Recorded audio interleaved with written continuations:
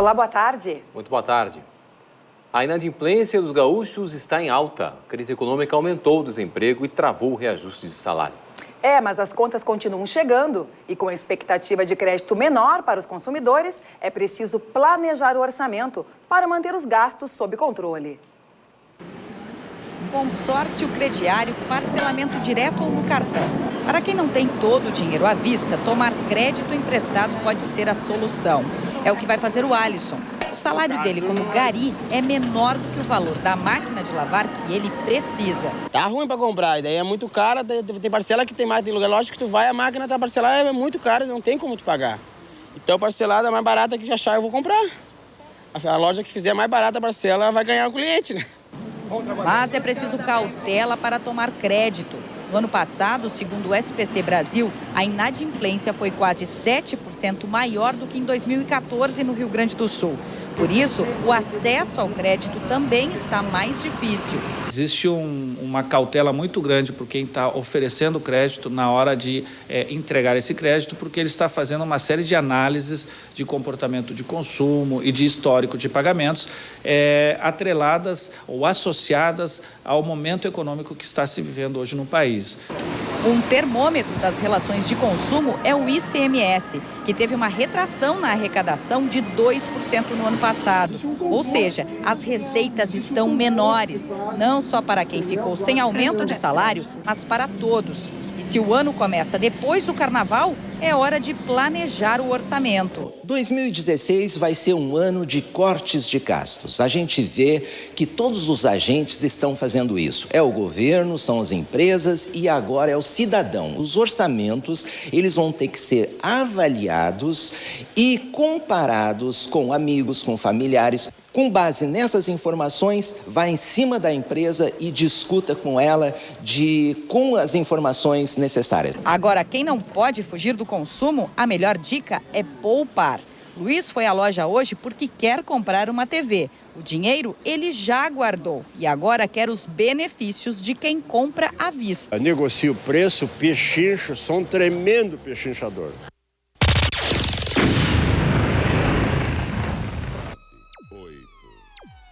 O Exército entrou de vez na luta contra o Aedes aegypti. É uma verdadeira guerra declarada do Brasil contra o mosquito causador da dengue, febre zika e chikungunya. Armados com panfletos e planilhas, 20 mil militares reforçam o time de 60 mil profissionais que combatem a proliferação do inseto no Rio Grande do Sul. Deixa vocês fazerem a abordagem? A gente pode entrar? Pode, sem problema. Obrigada. Assim, batendo de porta em porta, militares e agentes de saúde orientam a população e vão em busca de focos do mosquito Aedes aegypti. Nessa residência eram mais de 10 criadouros, vasos de planta, pneu, lixo, garrafas. Um prato cheio para o mosquito que se reproduz em água parada. O endereço foi anotado e deve receber nova visita nas próximas semanas. Nessa outra casa, o perigo estava nas plantas. Então é importante que a senhora cuide desses pratinhos aqui, ou a senhora coloca areia até a boca dele, para não ter nenhuma possibilidade de parede para o mosquito colocar, ou se eles estiverem no chão, melhor ainda deixar sem pratinho. Tá bom, tá? Eu vou colocar. A dona promete mudanças. Tem uma irregularidade ali, né? Mas, né? Eu vou corrigir isso daí. E esse ralo que estava sem tela vai ser protegido. Mas realmente vou colocar, porque daí, quando eu não tô, vai juntar essa água, né? E aí eu sei que isso aqui é perigoso. A Força-Tarefa Nacional contra o Mosquito começou no fim de semana, com o Dia D contra o Aedes aegypti. Aqui no estado, 32 municípios receberam as visitas dos agentes.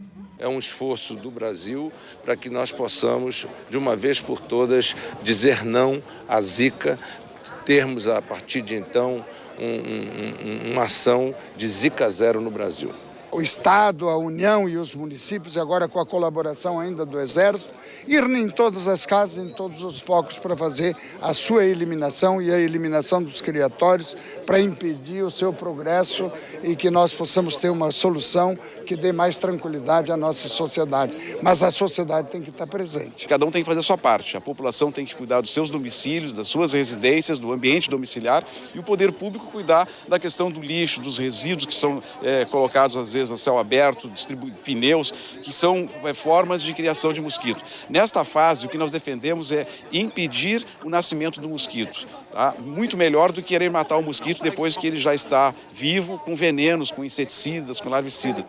E o trabalho não tem data para terminar. Passa pelo problema da educação e da conscientização.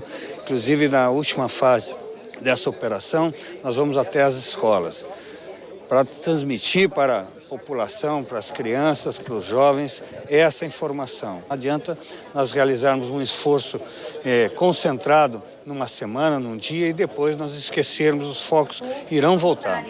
Se todo mundo tiver como hábito os cuidados adotados nesta casa, já é meio caminho andado. A gente pôde observar que todos os ralos estavam com telinhas, as plantas sem o pote embaixo, né? Se não acumulando água. Existe toda uma preocupação por parte dela de higienizar o pote dos animais.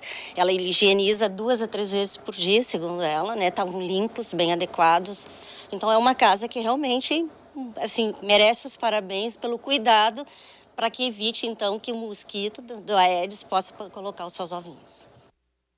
E o Ministério da Saúde ampliou o prazo de validade das receitas usadas na retirada de medicamentos em estabelecimentos comerciais conveniados ao programa Farmácia Popular. Os pacientes que antes tinham 4 meses para ir até uma farmácia e retirar os remédios de graça ou com desconto, agora podem usar a mesma prescrição durante 6 meses. A mudança corrige uma divergência entre os programas de distribuição gratuita de medicamentos. Nos hospitais e postos de saúde ligados ao SUS, o prazo de validade das receitas já era de 180 dias. A medida beneficia especialmente quem necessita de remédios de uso contínuo e precisa correr atrás para ter a receita em dia. Considerando que 6 meses é o que a gente vê na prática de frequência de ida dos pacientes aos médicos, então acho que vai ficar bem adequado, assim, a realidade do número de consultas que ele consegue, né, nos seus médicos, nos seus postos, com o número de retiradas daquela prescrição. O programa Farmácia Popular do Brasil distribui medicamentos gratuitos para hipertensão, asma e diabetes. Outros remédios são oferecidos com preços até 90% mais baratos. Desde que passou por uma cirurgia há 33 anos, Cláudio vem em busca de um medicamento para o coração. Ele comemora a ampliação da validade da receita. É muito curto e a gente não consegue consultas médicas com esta frequência. Hoje as consultas médicas estão levando 1 ano para ser renovadas. Então a gente tem que estar correndo atrás de receita nesse período porque é curto. Outra modificação diminui a burocracia na hora da retirada do medicamento. Antes, o paciente era obrigado a apresentar a receita com seu endereço preenchido pelo médico.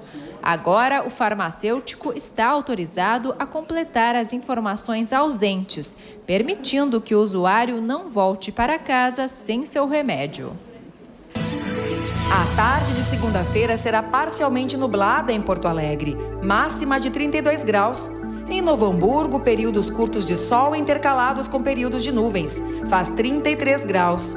Mesma condição em Tramandaí, no litoral norte, onde os termômetros marcam 29 graus.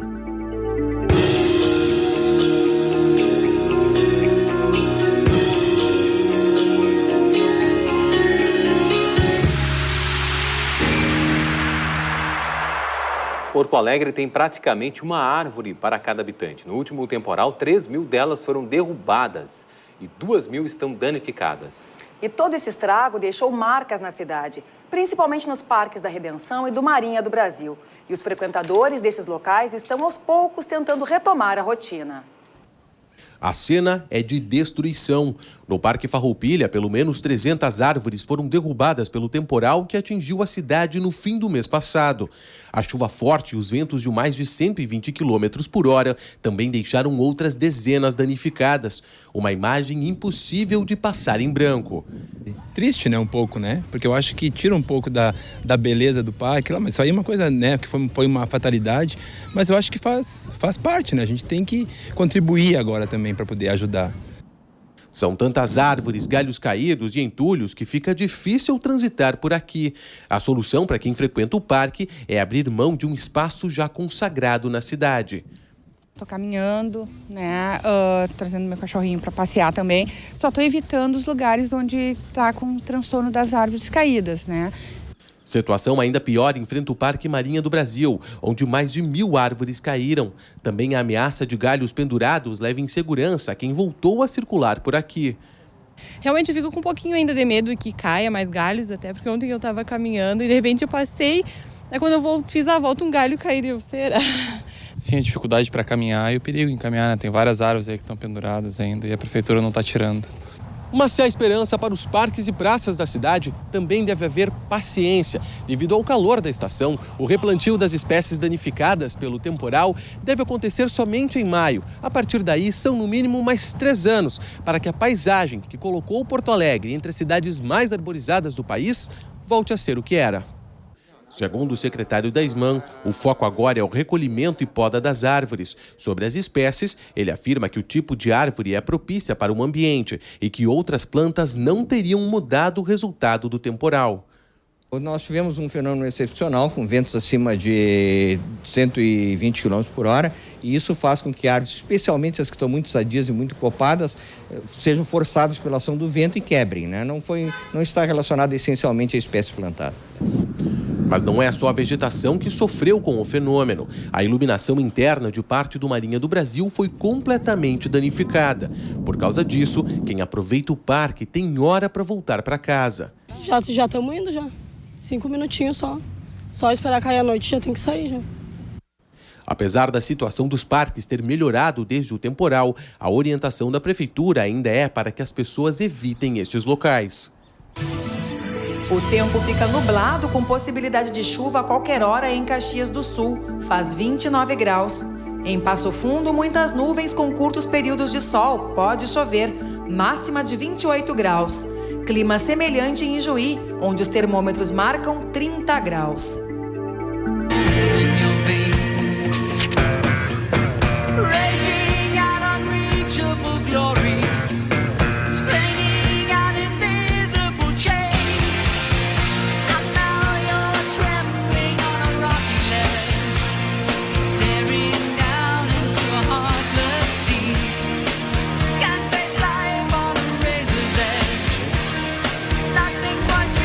Veja daqui a pouco, em reunião no Palácio Piratini, governador Sartori apresenta reivindicações à bancada gaúcha da Câmara Federal.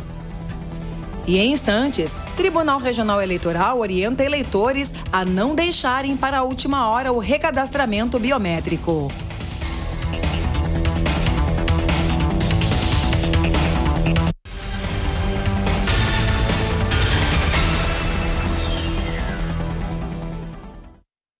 Still waiting for my savior. Storms tear me limb from limb. My fingers feel like seaweed.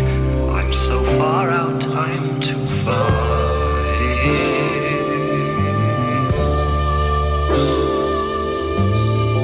I am a lonely man.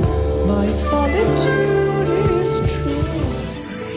Pela manhã, o céu ficou nublado em Uruguaiana. À tarde e à noite, a previsão é de chuva. Faz 34 graus.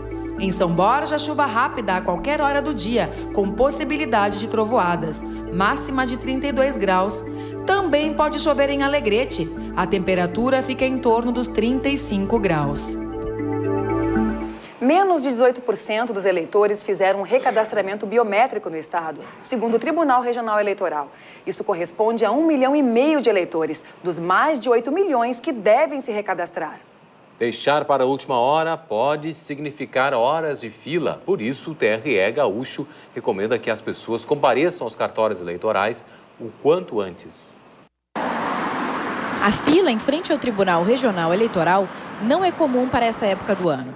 Incentivados pela campanha nacional para identificação biométrica, muitos eleitores estão se antecipando. A projeção do TRE é de que em Porto Alegre o processo leve cerca de 4 anos. Portanto, o recadastramento ainda não é obrigatório na capital. Acabei vendo uma reportagem num dos portais aí e resolvi fazer porque estava atrasado nessa questão aí, né? Para depois não ter problema e a gente poder fazer os concursos e fazer as coisas que a gente precisa fazer. 278 municípios gaúchos já passaram pelo recadastramento. Para fazer o procedimento, é preciso levar documento de identidade e comprovante de residência atualizado. Uma das ações para incentivar o atendimento desse município é atender no final de semana, para facilitar os eleitores que não trabalham no município especialmente. Mas é importante que durante a semana também os eleitores procurem, não deixem para a última hora.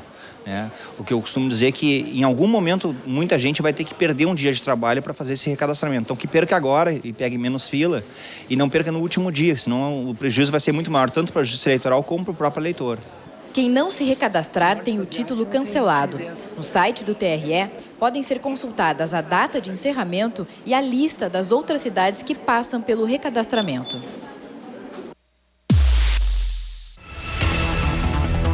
Filas nas ruas debaixo de sol forte. Os cartórios eleitorais de Alvorada e Viamão, na região metropolitana da capital, fizeram plantão no sábado para receber os eleitores. Quem vota nesses dois municípios tem até o dia 16 de março para comparecer e fazer o registro das digitais. O processo é simples e rápido. O título fica pronto na hora. Quem não fizer fica impedido de votar nas próximas eleições. Um grupo de moradores de Montenegro, na região metropolitana da capital, lançou uma campanha popular para reduzir o número de cargos de confiança na prefeitura do município. Segundo o movimento, a diminuição dos CCs permitiria uma economia de aproximadamente R$ 1,5 milhão por ano. São necessárias 2.000 assinaturas para que o projeto possa ser apresentado ao Legislativo Municipal. Em outra iniciativa, o mesmo grupo recolhe assinaturas para a redução dos salários dos vereadores e dos seus assessores. O Congresso Nacional retoma os trabalhos amanhã, depois da parada para o Carnaval. Pois antes de seguir para Brasília, deputados federais e o senador Lazier Martins, representando a bancada gaúcha, estiveram no Piratini esta manhã. O governador Sartori e secretários de pastas estratégicas discutiram com os parlamentares propostas de interesse do Estado. Reunião de trabalho da bancada gaúcha no Piratini. Em ano de discussão sobre impeachment, cassações, volta da CPMF e reforma da Previdência, os parlamentares gaúchos em Brasília precisam buscar espaço para as questões locais. Os secretários foram convidados a apresentar as principais reivindicações. Em destaque, projetos na área da segurança pública e as questões que podem ajudar na dívida do Estado com a União. Nesta quarta-feira nós teremos, embora esteja num lugar bem alongado na pauta, um projeto que é meu sobre o parcelamento da dívida do PASEP, da dívida dos estados. Eu estarei lá. O senador José Pimentel, do PT, é o relator, é favorável a esse parcelamento. Se acontecer esta votação na Comissão de Assuntos Econômicos, dá uma aliviada na dívida do Rio Grande do Sul.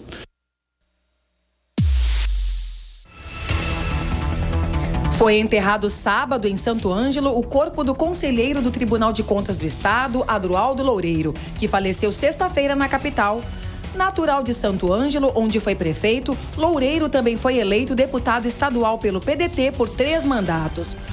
Como parlamentar, foi autor de 24 leis, entre elas a dos desmanches, que combate o furto e roubo de automóveis, e a lei anti-bullying contra a violência escolar. Loureiro tinha 68 anos e estava internado no Hospital Moinhos de Vento em tratamento contra o câncer. Estão liberadas desde a manhã de hoje as 2 alças da trincheira da Cristóvão Colombo. O trecho estava bloqueado para obras desde julho de 2013.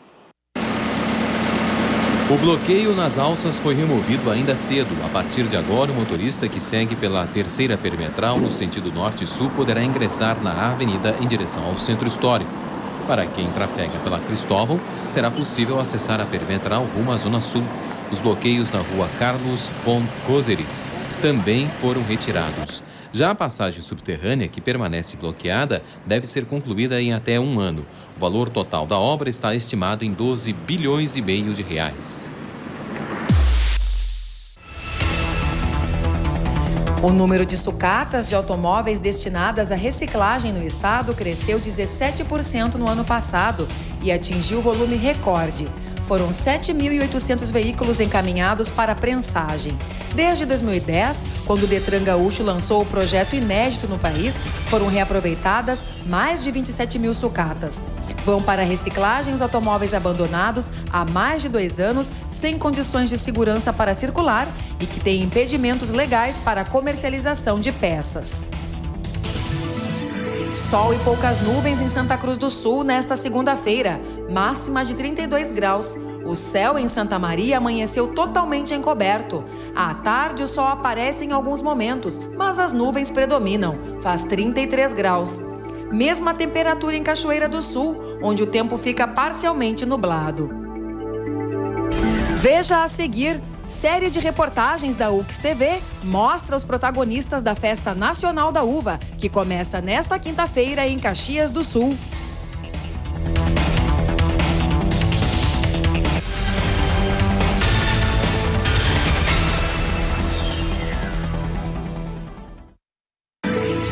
Tarde de pouca nebulosidade em Bagé, não deve chover, faz 31 graus. Em Pelotas, o sol predominou durante a manhã. À tarde está previsto o surgimento de nuvens, máxima de 32 graus. Em Rio Grande, o sol aparece e a temperatura fica na casa dos 31 graus. Nosso assunto aqui agora é o esporte, porque o Farid Germano Filho já está aqui. Boa tarde, Farid. Boa tarde, Marcelo. Tudo bem? A gente começa com uma notícia que não é boa, mas que tomara ela venha a evoluir e tenha um final feliz. A Federação Gaúcha de Futebol cancelou o início da divisão de acesso marcado para o dia 6 de março. O motivo é a falta de condições dos estádios, que ainda não têm a liberação do Corpo de Bombeiros e Brigada Militar. Nós vamos esperar, com certeza, uma solução para que esta competição aconteça, já que tantos clubes, atletas e outros profissionais dependem desta competição. Na Superliga de Vôlei Masculino, neste sábado, o Bento Vôlei venceu o Canoas fora de casa por 3-0. O Vôlei Sul perdeu para o Maringá, lá no interior paranaense, por 3-1. E agora nós vamos falar do circuito Sesc de corridas. O Sesc que dá show cada vez que pega um evento para promover. Pois a etapa do circuito Sesc de corrida 2016 aconteceu no sábado na praia de Atlântida Sul. 1.000 atletas participaram da prova. Neste ano, o circuito tem 13 etapas até a final estadual e conta com um ranking individual e por equipe, que registra a pontuação acumulada, para que no final sejam conhecidos os campeões. Já na próxima etapa, que vai acontecer em Caxias do Sul, no dia 6 de março, já está sendo preparada por toda a equipe do Sesc.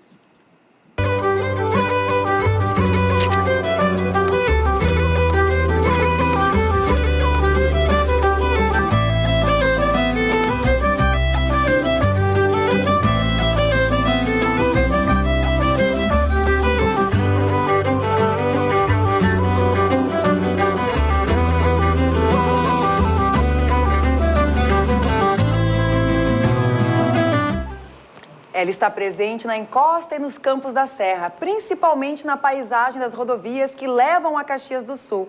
E ao viajar para o município tradicional da Festa da Uva, que começa nesta quinta-feira, impossível não notar os campos cheios de plantações de uva. É isso mesmo. Na primeira reportagem da série Os Sentidos da Festa da Uva, produzida pela UX TV, 2 produtores falam um pouco mais sobre o fruto que dá nome ao evento.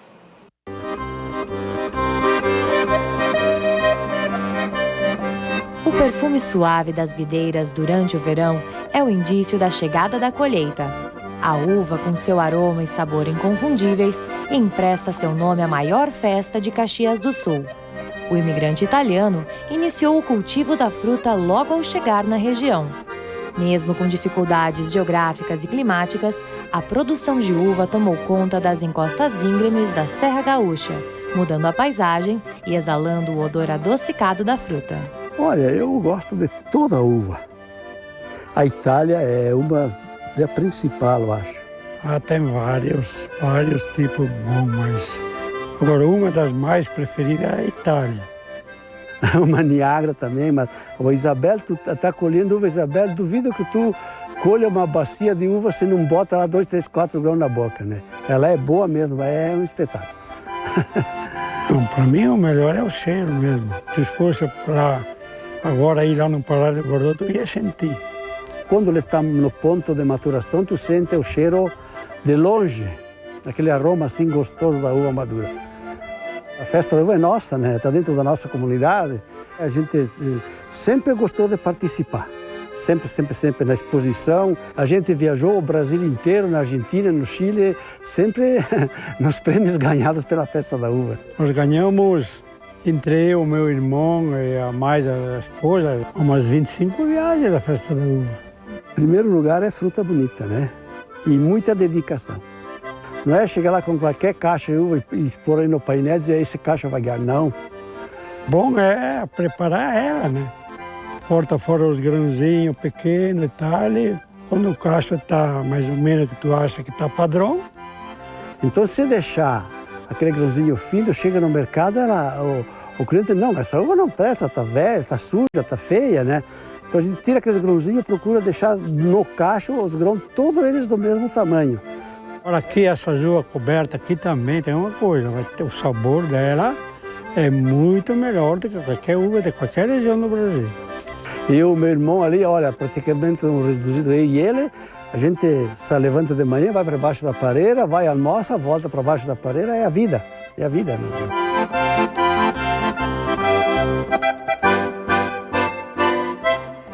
Canal Aberto volta amanhã, uma boa tarde. Boa tarde, mais notícias, o Jornal Segunda Edição a partir das 7 da noite. Até!